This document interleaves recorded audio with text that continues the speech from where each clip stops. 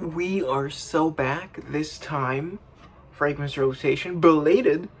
I didn't do one on Saturday because I was scared shitless.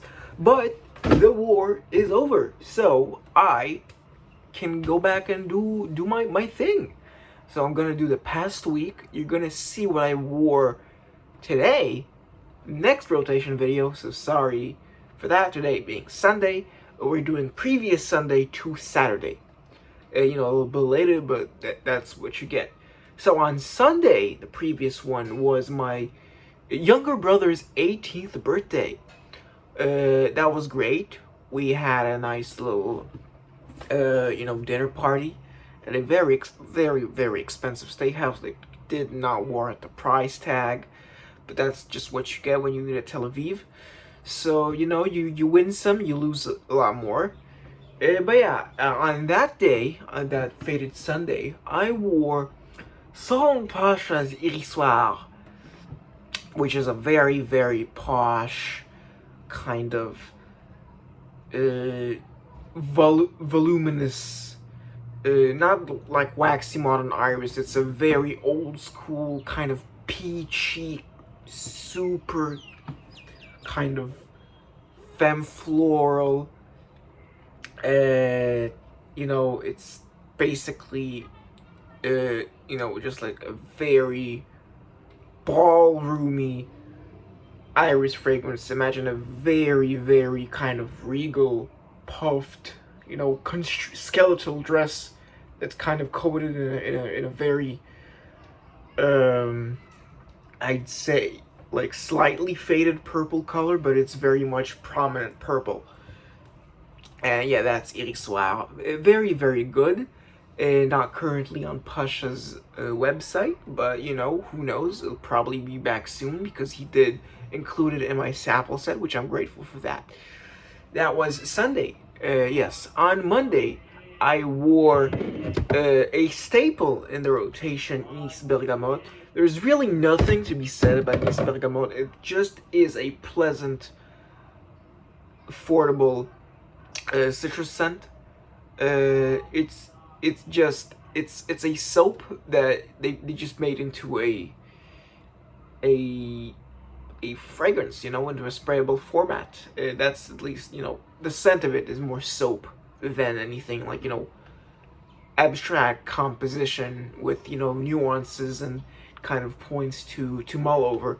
It is just a very clean, zingy citrus that dries down to the kind of generic white floral cream that soaps, unisex soaps have. And the soap is really nice.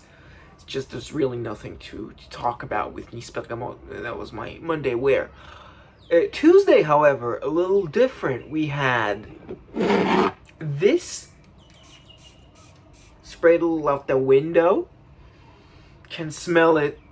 Probably a little landed on my jammies, my onesie, and it's, you have an opinion on it, not necessarily alike, but it's Lapidus per Homme. It's this quirky fella right here. He's very emblematic of what 80s men's fragrances smell like. Very bold, very strong, big, obnoxious even, could say. But in a way, still full of charm. And that's Lapidus per Homme for you. I don't know, just kind of felt like wearing it that day. I don't know, nothing special really happened that day. But it was just a Lapidus kind of day. I wore it. I enjoyed it with a little bit of a, furrowed brow, kind of slight disgust a little bit at times, a little repulsion, but not complete another, complete another disdain for it. In fact, still holds a nice little kind of, a 2 meter square kind of cubicle inside my heart where it kind of rests comfortable knowing it's not really one of the bad ones. That's not Ted Lapidus, it's Lapidus per Homme. Modern, of course, because vintage is not worth the hassle, in my opinion. But if you think, go ahead and think it. On Wednesday, we wore. Oop, decant fell. Des Cendres. Des Cendres. You know him, you love him. It's Eugene's You Smells Good brand. The perfumer, of course, Entre, Deux, of Secrétion Magnifique fame and Armani Code, as well as, some others like anything that's Les Indémodables has made as of recent, including Ombre Suprême. Awesome sauce. The Ombre Suprême, but we're not talking about this week. We're talking about the Cendres. It's a very piney scent. Like, there's two types of greens. There's a first zingy kind of grassy green, and there's this kind of concentrated, very, very evocative of pine needles green. People, say galbanum. I haven't smelled galbanum in the wild, but for me, what I get is strong, intense, piney greenness, interspersed with that very, very, ashy profile that, does give a kind of black or even gray feeling, in certain times when you go close to yourself, or you get a particularly, particularly just like ashy waft from if you spray it on the chest, which I'm a chest sprayer myself, at least in terms of my sense of the day. Des Cendres, my least favorite of the Les Abstraits. However, it is still not a hate. I do enjoy it. It's just that La Douleur and Bellon just beat it, not by a very wide margin, but they do rank higher. They do place higher. And then I will close out Wednesday for us. Thursday, right? Yeah, Thursday.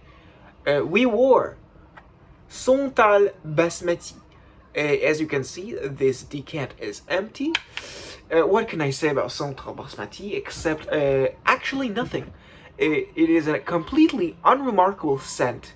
It's just kind of a ricey, a little kind of iris-like perfumey powderiness that didn't really move me in any particular way.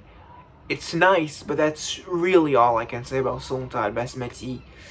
Skip it. Honestly, just skip this. Just doesn't warrant a glance. I mean, if you want to go ahead and sample it, just don't expect anything like at all. It's just entirely unremarkable. In my opinion, that is. I'm not expecting any free bottles from those guys anytime soon. But yeah, that's the story behind what I Santal Basmati. Mid. It's mid. Sorry, boys, it's mid. From there, we go on to Friday. We're pulling out the Solon Pasha Index again because I wore. You didn't wear it. Sorry, I don't want to impose this on you. I hope you're fine with that. I'm a very gentlemanly kind of person. I don't want to impose a fragrance that you didn't wear and tell you that both of us wore it. No, this is a royal we. We as an I. The channel. Since I'm an LLC, I'm not an LLC. It's a weird. I don't know what I'm saying, okay? Just leave me alone. Or stay, So, we had number 11 on the Solon Pasha, sorry for the little torn up thing, on Solon Pasha's sample list, Entre Deux, Guerres. He describes it. He says it's a kind of floral amber fragrance, neoclassical even, with no florals, which you very much will be baffled when you hear there are no florals here, because if you smell it without hearing that, what you'll get is a very, very classical floral, kind of chypre-like structure, very evocative of, yesteryear perfumes, however you want to call it, especially the the early half of the 20th century feminine compositions, you know, stuff like God, what is there? I mean, in terms of Chypres, you have Mitsuko, you have Cotis Chypre, you know, all those kind of things. I'm not really, you know, big on, you know, former half of the 20th century perfumes, though I do want to get to know some of them, you know, further. So that's that. But it is also the kind of, you know, ambery, but I would call the texture of the amber there flaky. Like it feels like you can detach, tear off layers of that amber. It's not entirely sticky, liquidy. Like there's a little bit of that kind of salmon-like flakiness. Not in terms of the smell, just it comes off to me like you could pluck it off. That's Entre, Deux, Guerres. Very, very, very, very. Not interesting. Well, it is interesting. It's in that it is, you know, a profile that I appreciate. It is an appreciable fragrance to me. I appreciate it. I hold it in a high regard. Yeah, that's Entre, Deux, Guerres. And on Saturday, I wore Poudre Noire, which is a very floral, powdery, who would have thought, fragrance that's very dark. You get this kind of aldehyde-esque, you know, powder cream facet, which I assume is just, you know, how I interpret a kind of stuffy, grandmotherly profile in a scent, and yet there is a certain black, you know, a certain black, how shall I say it, you know, background or not emotion, but this black.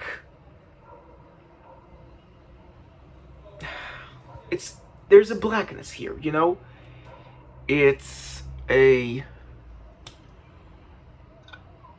There's definitely when you smell it, it projects into your mind a black powder. Yeah, you get the flowers, but there's an unidentifiable, you know, group of smells here, which to my nose registers as this is black. Because I compare this to something, Violet Noyer, which smells brighter, and, you know, more kind of number 5-esque in terms of the feeling. I don't think there's aldehydes in here, in Violet Noyer, but if we compare and contrast Poudre Noire and Violet Noyer, Poudre Noire definitely, you know, feels dimmer. It's heavier. It sinks more. That's how I perceive Poudre Noire. Generally, I really do appreciate Poudre Noire. I won't buy it because there's a lot of things that just outrank it. Like Chypre Narcisse, for example, is incredible. I really do enjoy the dry down of Chypre Narcisse, especially. It's so aristocratic and baroque. It's just awe-inspiring to me. But yeah, Poudre Noire is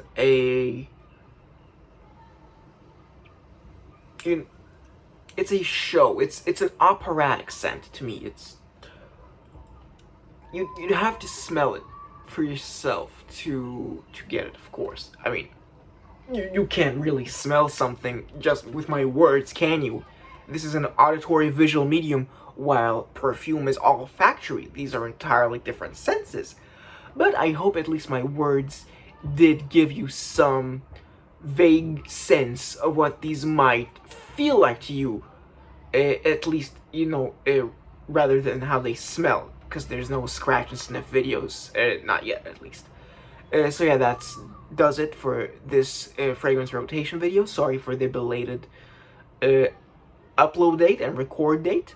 because there was a war going on, and I did not feel comfortable recording while there's a war and inconvenience you and myself sitting here and, you know, recording while there's going to be like a missile siren, which forces me to leave here and delays me. So yeah, thank you so much for watching.